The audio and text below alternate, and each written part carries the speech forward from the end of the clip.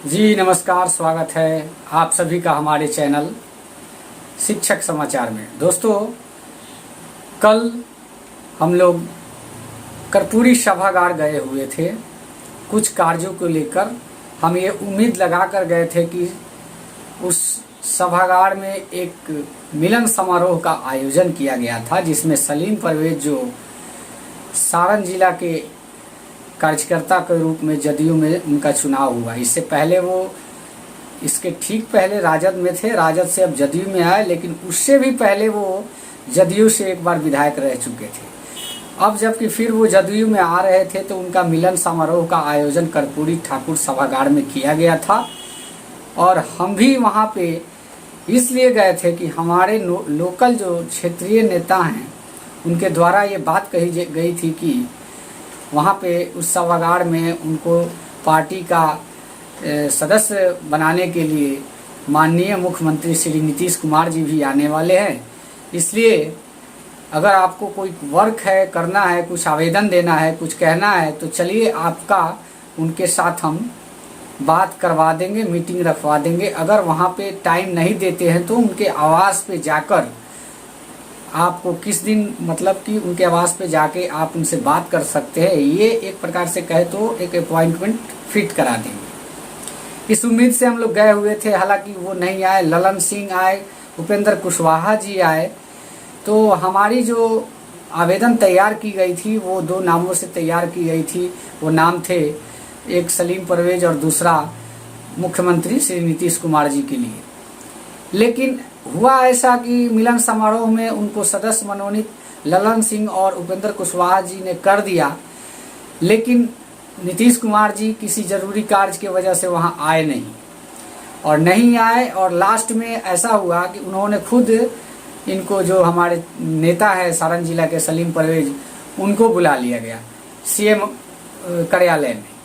तो ऐसे में हम सीएम साहब से मिलने से भी वंचित रह गए और हमारी अपॉइंटमेंट भी फिट नहीं हो पाई। लेकिन तब रही बात की जो कुछ ज़रूरी बातें जो आवेदन के थ्रू या फिर एक मीटिंग फिक्स करके उनके आवास पे मिलने का कार्यक्रम है, उसको हमने आगे की प्रक्रिया के लिए माननीय जो सलीम परवेज साहब हैं उनके पास अपना प्रपोजल भिजवा दिया है।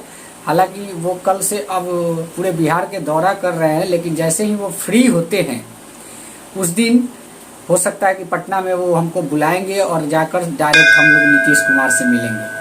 इन सभी कार्यों में हमारे साथ अजय जी भी थे। अजय जी के द्वारा ही हमने कहा कि भाई आप पटना में हैं तो तुरंत आ जाइए, क्योंकि ऐसी ऐसी बातें हैं कि एक आवेदन भी बना के लेते आइएगा। तो उन्होंने आने का भी कार्य किया और आवेदन भी बनाए, लेकिन जो नीतीश जी को आवेदन देना था वो तो हम लोग दे नहीं पाए।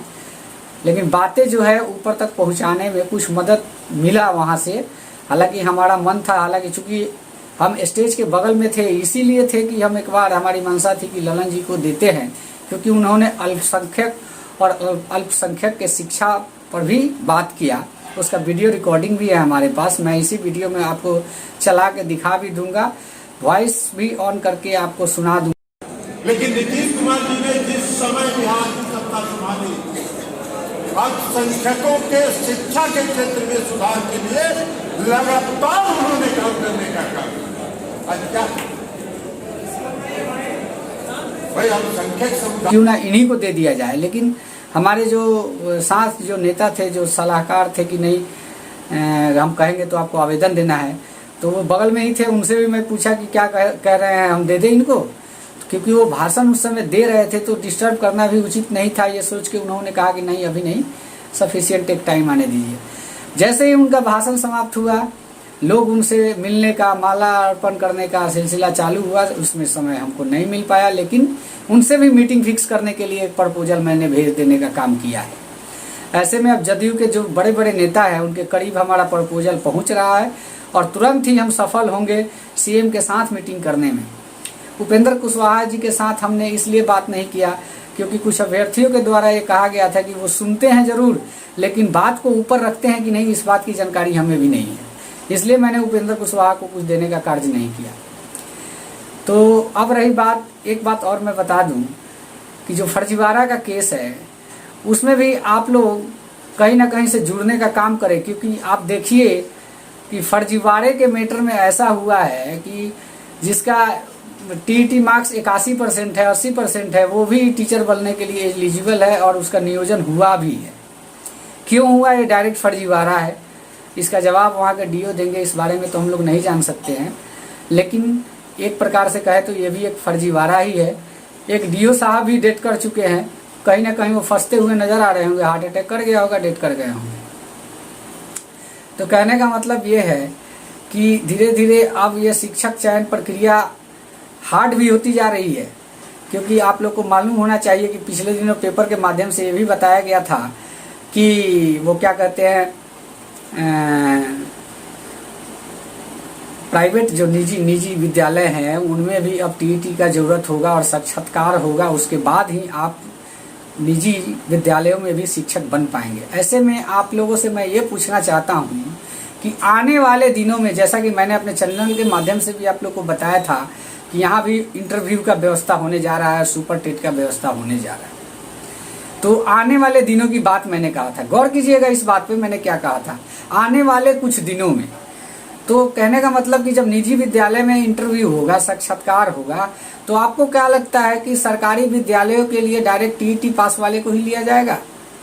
अब रही बात कि जब इस पर हम लोगों ने बात किया था शिक्षा निदेशक से, सॉरी मैं तो नहीं, अजय जी इस बात को रखे थे, तो उनका सीधे कहना था कि आने वाले दिनों में आप लोगों के साथ नहीं होने जा रहा है, मतलब कुछ टाइम के बाद, ऐसा बोले थे। तो अगर हमारी ही नियोजन में अगर कुछ टाइम लग जाती है तो हमको भी तो इससे सामना करना पड़ सकता था। हमारे कुछ चैनल साथी जो हैं इस बात को कहते हैं कि जो कह रहा है ऐसा वो चंदा चोर है, ये है, वो है, दिस डैट, जो भी मन में आ रहा है कह रहा है, उनसे आप लोग एक बार इस बात को पूछिए कि कब तक नोटिफिकेशन मंगवा सकते हैं, इस बात की जानकारी वो दे। अच्छी बातें होंगी। मैं भी नहीं चाहता कि इस सब्जेक्ट पर कंट्रोवर्सी और फिर से 2-3 गुट बन जाए। मैं यही चाहता हूं कि सबकी भलाई हमारे साथ हो और आपके साथ हो, क्योंकि सब शिक्षक अभ्यर्थी हैं, सबको जॉब की जरूरत है और ऐसे में मैं गुट बनाना नहीं चाहता और ना ही किसी को गुट बनाने देना चाहता हूं। तो इसलिए मैं आप सभी से यही कहना चाहूंगा कि प्लीज जो भी लोग इस बात को लेकर कहते हैं कि चंदा चोर लोगों का काम है ये कहना, उन लोगों से ये बात आप पूछिए कि तो किस आधार पे आप कह रहे हैं कि नहीं होगा। आने वाले दिनों में होगा सर, ये कंफर्म है, होना ही है। हम लोगों ने अपने चैनल के माध्यम से भी जब कंफर्म हो गया कि 7वां चरण में ही हम लोग को मौका मिल सकता है, तो सबसे पहले वीडियो के माध्यम से, एक यूट्यूबर के माध्यम से मैंने आप लोगों को बताया था कि मौका नहीं मिलेगा। हालांकि हमको बहुत सारी कमेंट्स सुनने को मिली थी जो सुनाने लायक भी नहीं है, लेकिन उसके बाद भी एक मतलब कहे तो कड़वी सच्चाई थी, कहना तो उचित था। लेकिन उससे पहले जो चंदा चोर आज कह रहे हैं वो 6ठे चरण में मौके दिला रहे थे आपको। उस समय चंदा चोर कौन था, किस उम्मीद पर इस बात को कहा जा रहा था? आप लोग बात को समझिए। आप अभ्यर्थी जो सीधे साधे अभ्यर्थी हैं उनको सीधे डाइवर्ट किया जा रहा है ट्रैक से।